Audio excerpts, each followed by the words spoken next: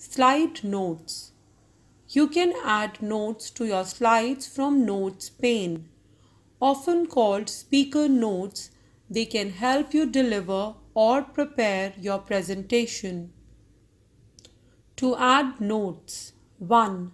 Click the Notes command at the bottom of the screen to open the Notes pane. 2. Click and drag the edge of the pane to resize if desired. 3. Click the Notes pane and begin typing to add notes. You can also access Notes page view to edit and review your notes. Just click the Notes page commands from the View tab. From there, you can type notes in the text box below each slide. Presenting your slideshow. Once your slideshow is complete, you will need to learn how to present it to an audience. PowerPoint offers several tools and features to help make your presentation smooth, engaging, and professional. Before you present your slideshow, you will need to think about the type of equipment that will be available for your presentation. Many presenters use projectors during presentations, so you might want to consider using one as well. This allows you to control and preview slides on one monitor while presenting them to an audience on another screen. To start a slideshow, there are several ways you can begin your presentation. Click the Start from Beginning command on the Quick Access toolbar, or press the F5 key at the top of your keyboard. The presentation will appear in full screen mode. Select the Slideshow View command at the bottom of the PowerPoint window to begin a presentation from the current slide. Go to the Slideshow tab on the ribbon to access even more options.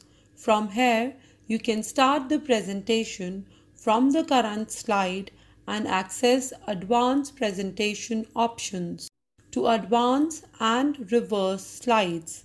You can advance to the next slide by clicking your mouse or pressing the space bar on your keyboard. Alternatively, you can use arrow keys on your keyboard to move forward or backward through the presentation.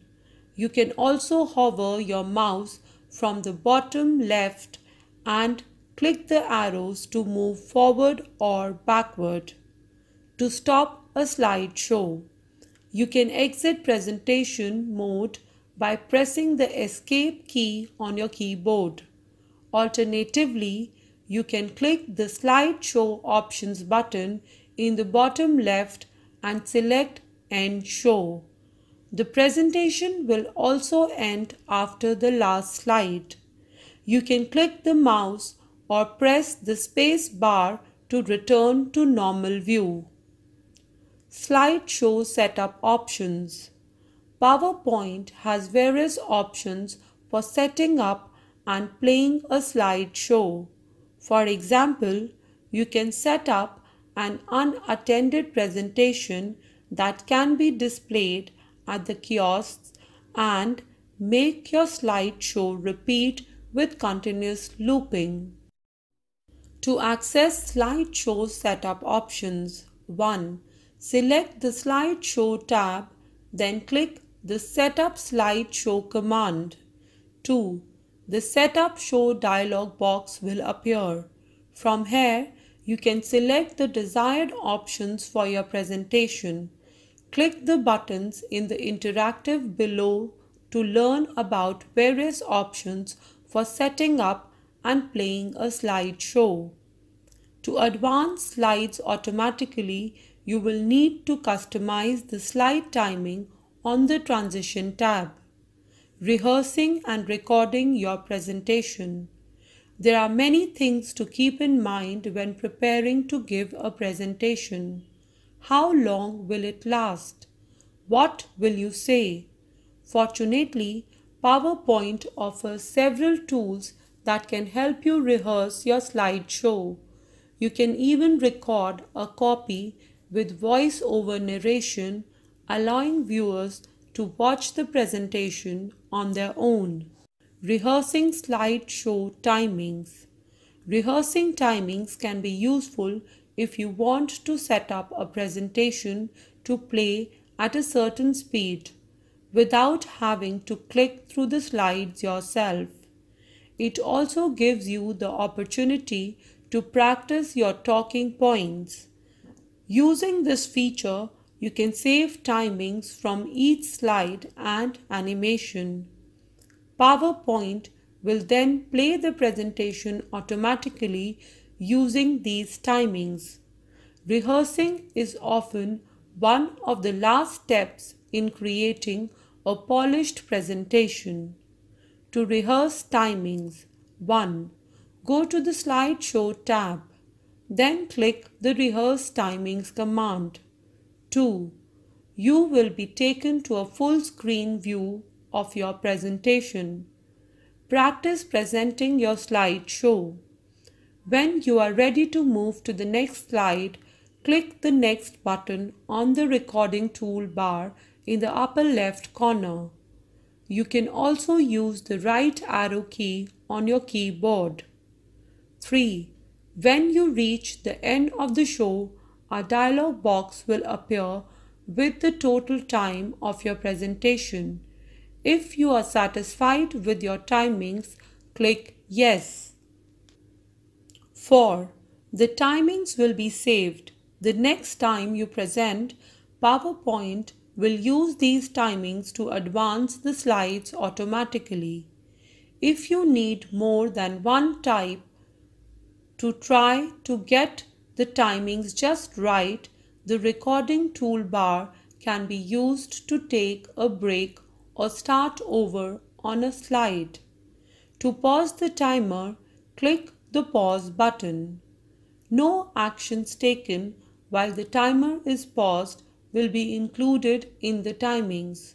To re-record the timings on the current slide, click the repeat button. To remove slide timings or narration. If you change your mind about including slide timings or narration, you can easily remove one or both. You can clear them from the entire presentation or just the current slide.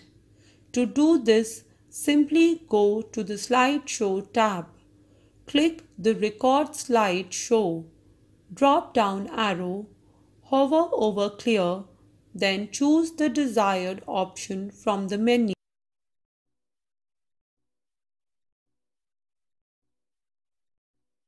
Let's recall.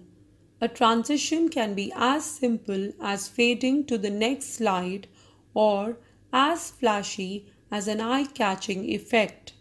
Subtle use simple animations to move between slides.